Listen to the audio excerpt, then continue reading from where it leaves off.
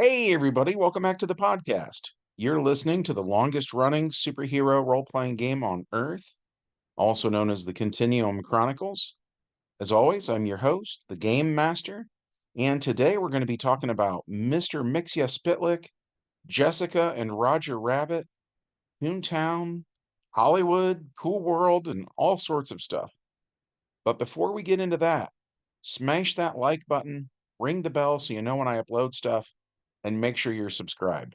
We have a great community here, and it's all thanks to you guys. Thank you so much for being here. So, that said, let's dive in. Something that's been really well established on this YouTube channel is that in our role playing game in ancient Ireland, there was a guy named Dagda. He was an immortal, and through the years, he was responsible for the legends of Beowulf, King Arthur, Oberon, etc. But something I have yet to mention is that Mr. Mxyzptlk was in ancient Ireland as well. When I was a kid, we called him Mxyzptlk, by the way, but Superman, the animated series, taught us to say it as Mxyzptlk. So that's the pronunciation I'll use here today.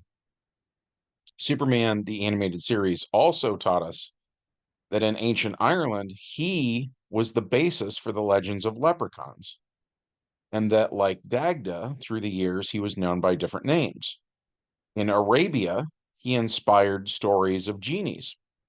And in the Wild West, the Native Americans told tales of trickster spirits that were also inspired by Mxyzptlk.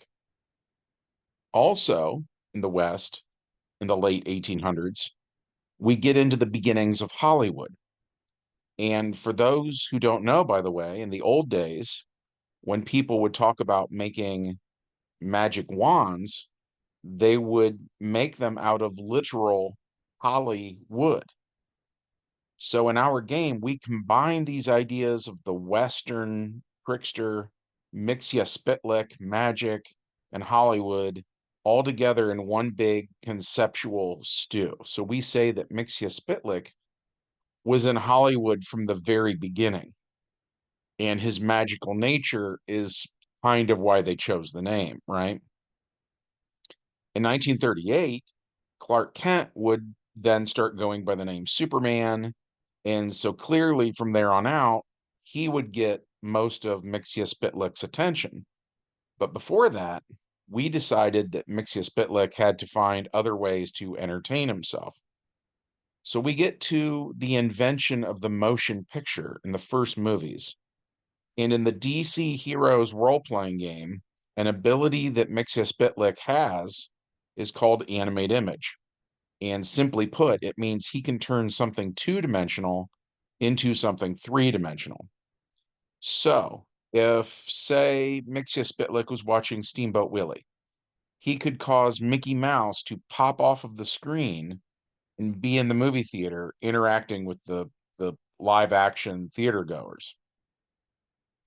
This has, in the past, confused some of my players, and I found the best way to explain it would be for us to briefly skip forwards in our timeline to 1947 to Roger Rabbit.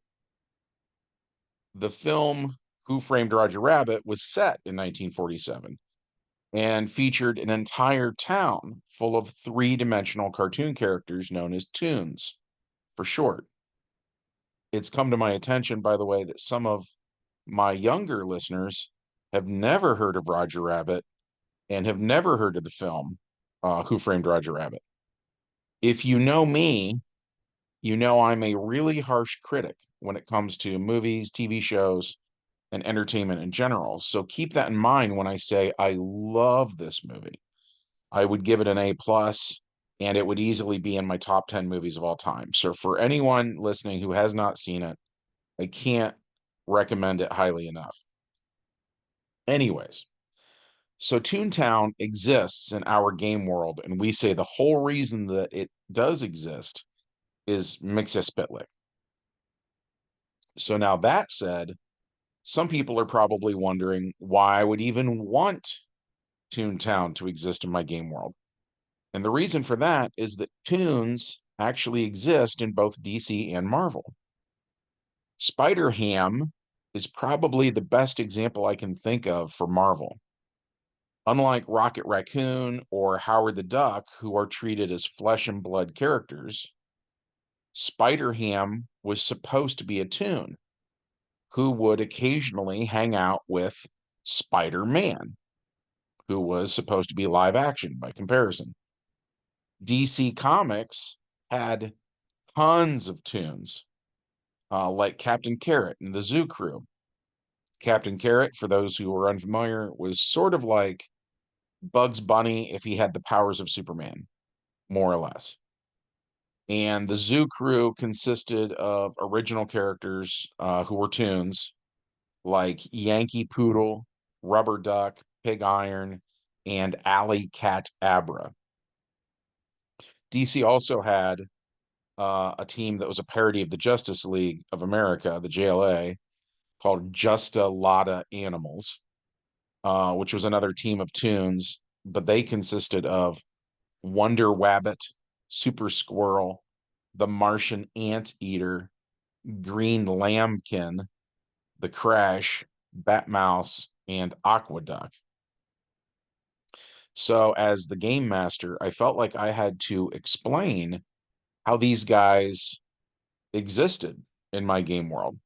So, before I could run later games featuring Spider Ham and Super Squirrel, I had to first establish Roger Rabbit in Toon Town and explain that a accepted character from the genre like Mxyzptlk not only could make it happen, but given his personality, he absolutely would make it happen. So then in our game world, we established that Felix the Cat was brought to life in 1919. Oswald the Lucky Rabbit was 1927. Mickey Mouse is 28. Betty Boop is 1930. Red Hot Riding Hood is 1943. And at this point, perhaps I should mention that the film Who Framed Roger Rabbit was actually based on a book called Who Censored Roger Rabbit. And the book had a lot of stuff in it that the movie did not. And one fact was that before she married Roger Rabbit, Jessica actually got her start in Tijuana Bibles. For those who may be unfamiliar, Tijuana Bibles were palm-sized erotic comic books. They were produced in the United States beginning in the 1920s, and their popularity peaked during the Great Depression era. Another interesting fact was that Jessica was a natural blonde when she first appeared in the Tijuana Bibles. She is somehow dyeing her hair red because she doesn't want anyone to know where she's from. You know what I mean? Speaking of blondes, so that brings us to Holli Would, the character. The movie she appeared in was called Cool World. And although that movie came out in 1992, portions of the movie take place in other time periods, like the Golden Age.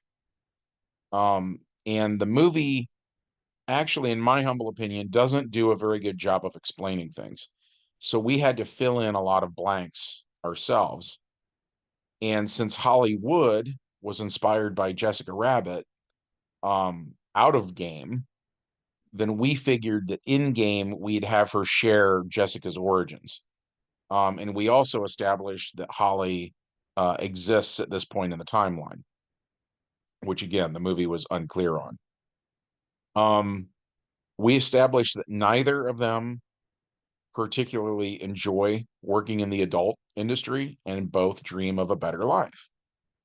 So they find themselves working at a supper club, which is the kind of nightclub slash restaurant that we saw in the movie Who Framed Roger Rabbit. And so Jessica is more of a singer, while Holli is more of a burlesque dancer. And just like in the film, there are plenty of human men who show up to watch these shows. But in our game world, not everybody loves Toons. Every day in the newspaper, there are stories about how a sentient cartoon bell or steam whistle wouldn't be quiet while humans were trying to sleep or something like that.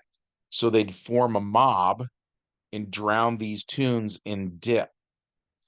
which is a mixture of turpentine, acetone, and benzene, which make up the solution that animators use to remove ink from animation cells. Point being, so the humans, some of them anyways, see the Toons as man-made and therefore not quote unquote real. So if you kill a Toon, they see it as no big deal, right? Just like they wouldn't think twice about like throwing away a drawing in a trash can. So Holli Would, the character, is not happy. In fact, she hates herself and she hates being a Toon. She dreams of a better life, and that's when she meets Red. Remember earlier when I said Dagda was known by a bunch of different names in different time periods? Well, in the 1930s, we refer to him as Red, kind of like Red Foreman from that 70s show, or famous comedians like Red Buttons, Red Fox, or Red Skelton. Anyway, so Holli meets Red while she is working at the club. And for her, it's love at first sight. Because, like we said earlier, in other videos, Dagda to the Irish was seen as the god of love, right? And this is actually vitally important because her feeling actual love for another person was never depicted in the Cool World movie. So in our world, she's already on a different path, right? And in any way, so on his end, he's kind of hesitant at first because he's never had any experience with Toons. But the more they talk, the more he realizes that she's a real person because she has real feelings and hopes and aspirations. So they begin dating, and we use the rules established in the Cool World film, specifically that through her interactions with Red, she is transformed into a flesh and blood woman. At first, Holli is happy and she feels like she finally got her wish and is quote unquote real now, right?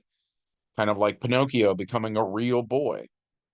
By the way, Red argues the entire time that since she was sentient before, then therefore she was real before. Anyways, so Holli's depression is still there though. And she has a lot going on in that head of hers. And surprise, surprise, changing her outward appearance did nothing to help with that. And when she realizes this, she's actually sadder than ever. So she's slowly beginning to snap, right? In the Cool World film, by the way, but when you get to the 1990s, Holli Would is a villain, right? So in our version, we try to say that it was these problems back in the golden age that kind of started her on that path and that it would take years for her to get that bad. So that said, all player characters have the ability to affect the world they live in, right? So they have a chance to alter her fate.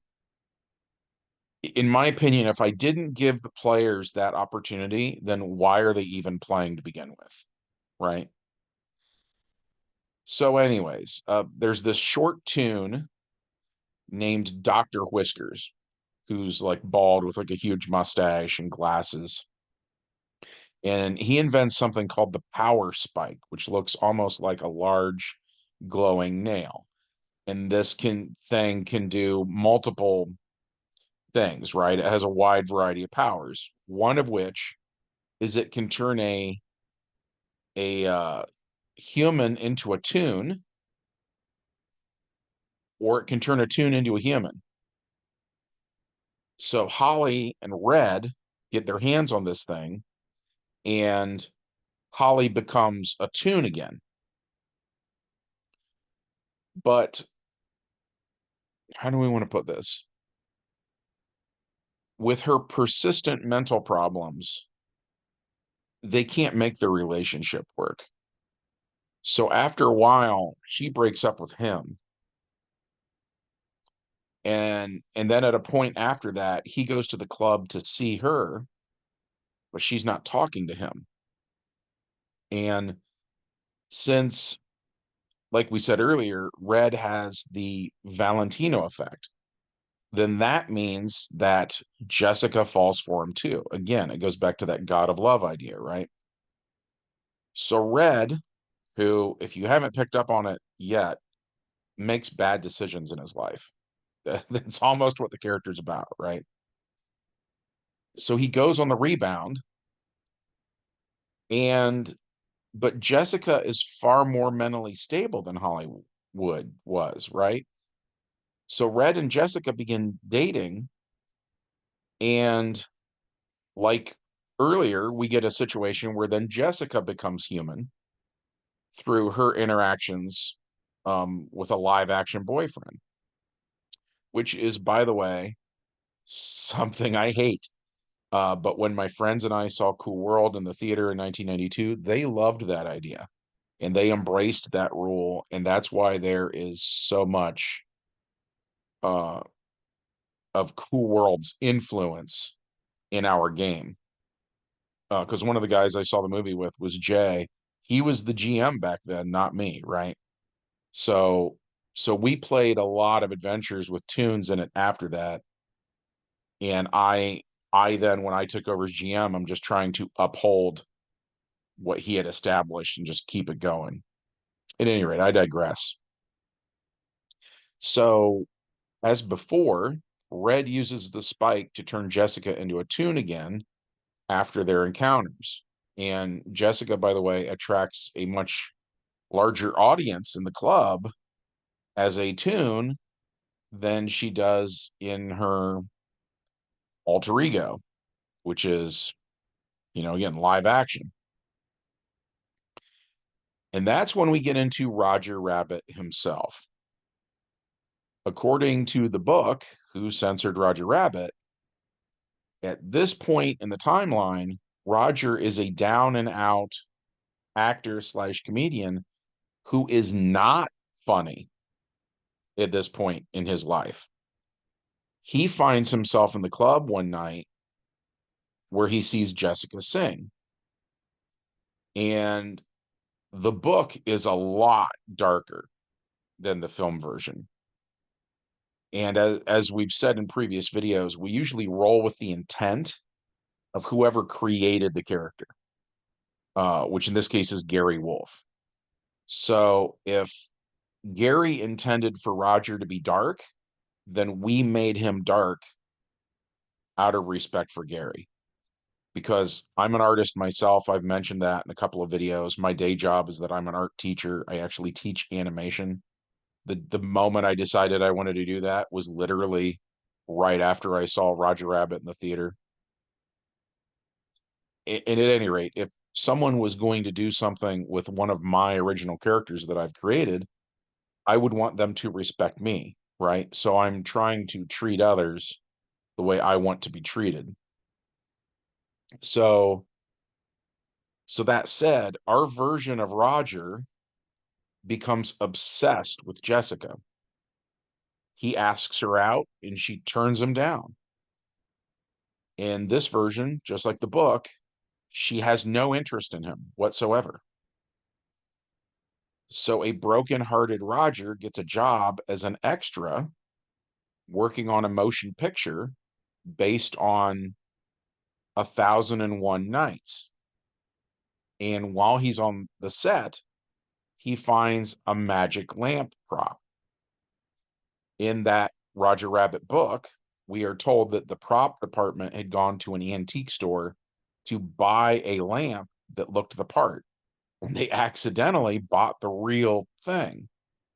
So when Roger rubs it, an actual genie comes out. Remember the thing I said earlier about how Mxyzptlk inspired the stories of genies? Well, in our version, we have Mxyzptlk appear when Roger rubs the lamp. And it's this notorious villain from the fifth dimension who offers Roger 3 wishes. So Roger wishes that he was funny,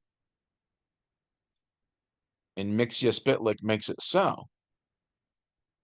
Roger wishes he was famous, so Mxyzptlk arranges for Roger's new comedy skills to land him hit movie after hit movie. And what is, in my humble opinion, by far the darkest wish, Roger wishes that Jessica belonged to him, which blew my mind when I read that in the book. So Mxyzptlk grants all 3 of Roger's wishes. That day, Roger goes to an audition, and now that he's funny, he has people laughing so hard they're in tears. So he's hired, and he's well on his way to becoming the most successful Toon in Hollywood. He goes to the nightclub where Jessica works, and then that wish is granted too. So she pinches his cheeks and calls him Honey Bunny. Red sees this and asks, "What's going on?" And you got to understand that Jessica does not want to be with Roger, right? Mxyzptlk did not change her heart. It works more like mind control. So when she's faced with a logical question like, "Why are you doing this?" Jessica doesn't actually have a good response. So the best she can muster is, "He makes me laugh." Red is flabbergasted, but understandably assumes that's what she wants. So he leaves her alone. Roger marries Jessica, and in the months to come, his face is plastered all over Hollywood. And Red gets tired of seeing that, so he leaves. In the end, Roger is feeling pretty full of himself. And at one point, he rubs the magic lamp again, hoping for even more wishes. Not only does Mxyzptlk not grant him any more wishes, he tells Roger to be careful what you wish for, implying that there's some sort of dark catch that we haven't gotten to yet. Roger asks, "What's that supposed to mean?"